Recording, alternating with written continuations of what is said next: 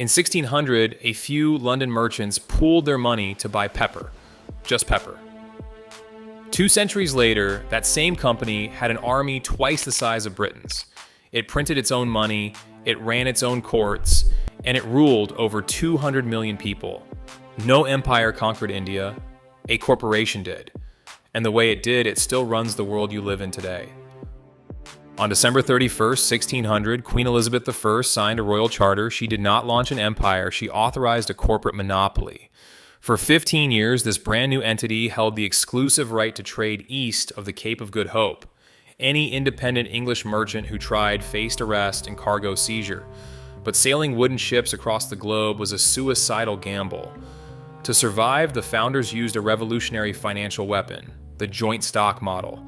Instead of one tycoon risking everything, 218 ordinary Londoners, shopkeepers, aldermen, and local merchants pooled their capital. They raised £68,373. By buying shares, they spread the risk.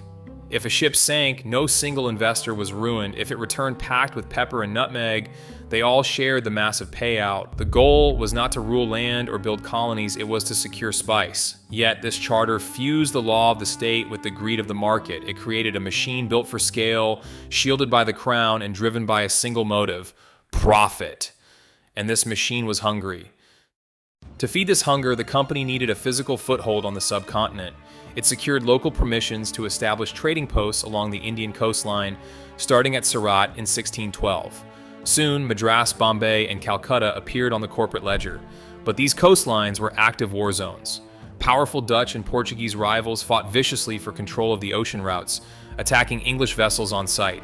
To survive, the company chose to militarize. It hired private garrisons, purchased warships, and mounted heavy artillery. Trading posts quickly evolved into armed fortresses. Fort St. George rose in Madras, Bombay Castle guarded the west, Fort William dominated Calcutta. Behind these stone walls, the company began acting like a sovereign state. It minted currency, established corporate courts, and policed the growing local populations that settled under its guns. The trading firm was transforming into a political power. When commerce requires fortresses, armies, and laws to survive, it ceases to be trade. It becomes an armed occupation. How do you protect a fortress without draining your own treasury? You don't ship thousands of expensive British soldiers across the ocean. Instead, you hire the locals. The company began recruiting Indian peasant farmers, training them in European infantry tactics, and arming them with modern muskets. They called these mercenary soldiers sepoys. At first, they were just security guards, watchmen for warehouses. But as the once mighty Mughal Empire began to fracture after 1707, rival kingdoms clashed, creating a massive power vacuum. The company did not cause this chaos, it simply exploited it. The board of directors realized that in a land at war, military power is the ultimate corporate leverage. Those small security teams ballooned. Dozens of guards became hundreds. Hundreds became thousands. Soon, the company commanded a private standing army of tens of thousands of disciplined, armed men. This was no longer a trading firm defending its offices. It was a corporate war machine, and once a business owns more guns than most sovereign nations, it no longer needs to ask for permission to trade. It dictates the terms. In June 1757, the corporate war machine targeted Bengal. It was the wealthiest province on earth, rich with silk, textiles, and cash. Its ruler, Nawab Siraj-ud-Dowlah, stood directly in the way of complete commercial control. To remove him, the company did not rely on military superiority. It used a transaction. On June 5th, Robert Clive, the company's chief operative, signed a secret pact. He did not plan to outfight the Nawab's 50,000-strong army at the village of Plassey. He bought the commander instead. Clive promised the throne of Bengal to Mir Jafar, the Nawab's top general, in exchange for treason. When the armies clashed on June 23rd, Jafar ordered his troops to stand down. The battle ended almost before it began. It was a corporate acquisition disguised as a victory. The betrayal netted the company £2.5 million. Clive pocketed £234,000. With a single bribe, a trading firm purchased its first state. On August 12, 1765, the company institutionalized this acquisition. It forced the weakened Mughal emperor to sign the Treaty of Allahabad, granting the firm the Diwani. This was the legal right to collect the land taxes of Bengal, Bihar, and Orissa. Suddenly, a private corporation held fiscal authority over 20 million people. This was the moment conquest became administration. The company was no longer just trading goods, it was taxing lives. Bengal's treasury was systematically emptied, its massive agrarian wealth redirected straight to London shareholders. Company officers returned home with unimaginable private fortunes, earning the mocking nickname nabobs in British society for their sudden, obscene wealth. Robert Clive's personal share made him one of Europe's richest men. Through the Diwani, the company discovered a terrifying template. It turned conquest into a repeatable corporate strategy. Once a board of directors can tax an entire nation, empire ceases to be a historical accident. It becomes a predictable quarterly result. Imagine running a shop where your stock is entirely free. Before the Diwani, the company had to ship gold and silver from London to buy Indian textiles. Now that trade model was obsolete. Instead, the company collected land taxes and cash from Bengali peasants. It took that exact tax money and used it to purchase Bengal's world-renowned silks and cottons. The mechanism was simple and devastating. Tax in, goods out, profit up. They bought your goods with your own money, shipped them abroad, and pocketed pure profit. But to protect this loop, the company had to eliminate local competition. It turned its power against India's independent textile industry. Officers forced master weavers into coercive, exclusive contracts, dictating prices so low it drove them into destitution. Bengal's legendary weavers were ruined. This went far beyond mere looting. It was corporate economic engineering. The company was systematically dismantling a thriving domestic industry to serve a London ledger.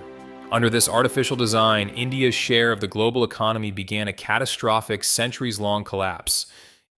In 1770, the rains failed. The crops withered. Bengal descended into a catastrophic, slow-motion nightmare. Peasants starved in the very fields where they once grew the company's wealth. Terrified families ate grass and leaves just to survive. But the company's revenue machine did not halt. It did not even slow down. As the land dried, the board of directors protected the ledger. To guarantee their quarterly returns, the company actually increased the tax burden in some districts, raising assessments from 40% to 60% of the harvest. Armies of tax collectors seized what little seed and grain remained at gunpoint. 10 million people died. That was 1/3 of Bengal's entire population. But in London, the corporate offices did not mourn. The business of extraction was functioning perfectly. While millions of bodies were buried in shallow graves across India, the directors met to divide the spoils.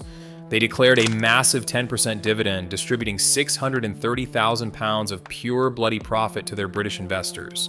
This was the dark reality of the corporate sovereign. To a trading firm, human lives are just an operating cost. Bengal's graves paid for London's mansions. The company needed a new cash flow. London was obsessed with Chinese tea, but China's rulers demanded payment only in silver, systematically draining the company's treasury. To stop this silver drain, the directors weaponized a new commodity, opium. The company forced Indian farmers to cultivate poppies under a strict monopoly, processing the raw latex into high-grade smoking drug chests. Because China had banned opium, the company did not sell it openly. Instead, they sold it to private smugglers at Calcutta auctions, washing their hands of the crime while the contraband flooded Chinese ports. By 1840, 15 million Chinese citizens were addicted, including a quarter of all adult men. When China tried to banish the drug, it triggered the Opium Wars. The silver now flowed in reverse, straight from Chinese addicts into the company's accounts, funding the tea that British families drank every afternoon. One corporate board had bent 3 continents to its will. Poppies from India, addiction in China, tea in London. This was no longer trade, it was a weaponized global loop. By the early 1800s, the company's private army grew to over 250,000 men. That force outnumbered the entire military of the British state. This was no longer a simple enterprise. It was a corporate empire. It minted its own coins, enforced its own laws through private courts, and ruled over 200 million people. But this massive engine of extraction was deeply unstable. In 1772, rampant corruption and the devastating famine in Bengal pushed the company to the edge of bankruptcy. It faced 9 million pounds of debt. This was the moment the British state realized the terrifying reality. The company was too big to collapse. Its failure would drag down the entire British economy. So the government stepped in. It issued a bailout of 1.4 million pounds, marking the first major state rescue of a private corporation in history. But this bailout came with a catch. To pay off its debts, the company had to sell off its massive surplus of tea. The state granted them a monopoly to dump cheap tea directly onto the American colonies. In December 1773, angry colonists in Boston boarded company ships and dumped 342 chests of tea into the harbor. A corporate bailout in London sparked a revolution across the Atlantic. It is the ultimate contradiction. A business powerful enough to dominate millions of lives, yet too fragile to survive without a government rescue. In 1857, the corporate war machine broke itself. The spark was a rumor, small but lethal. The company introduced the new Enfield rifle. Its paper cartridges had to be bitten open to load. But whispers spread through the ranks that the paper was greased with pig and cow fat, a direct insult to both Muslim and Hindu sepoys. It was a systemic failure of cultural intelligence. On May 10th, at Meerut, the tension snapped. Sepoys turned their muskets on their British employers, shot their officers, and marched straight to Delhi. They seized the historic capital, declaring the restoration of the Mughal emperor. Within weeks, the rebellion swept across northern and central India, morphing into one of the largest armed uprisings against any empire in human history. The company's own mercenary army had turned against its master. Terrified of losing its massive territory, the company retaliated with staggering, unrestrained brutality. They burned entire villages to the ground. They left bodies hanging along the roadsides. They strapped captured sepoys to the mouths of cannons and fired, blowing them to pieces to terrorize the surviving population. The company crushed the rebellion, but it destroyed its own legitimacy in the process. You cannot rule when your own security force is your greatest threat. The British government realized that a private firm, chasing quarterly returns, could no longer govern 200 million people. Even in victory, the company's days were finished. The machine had broken its own frame. On August 2, 1858, the British Parliament passed the Government of India Act. With a single stroke of a pen, the British Crown stripped the company of its territories, acquired its private army, and took direct control of India. The era of the British Raj had begun. Reduced to a paper shell, the company lingered for 16 more years.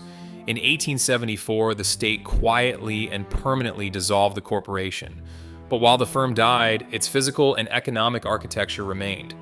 It left behind arbitrary borders drawn to divide, and thousands of miles of railways engineered not to connect communities, but to transport raw cotton, grain, and opium directly to the coast.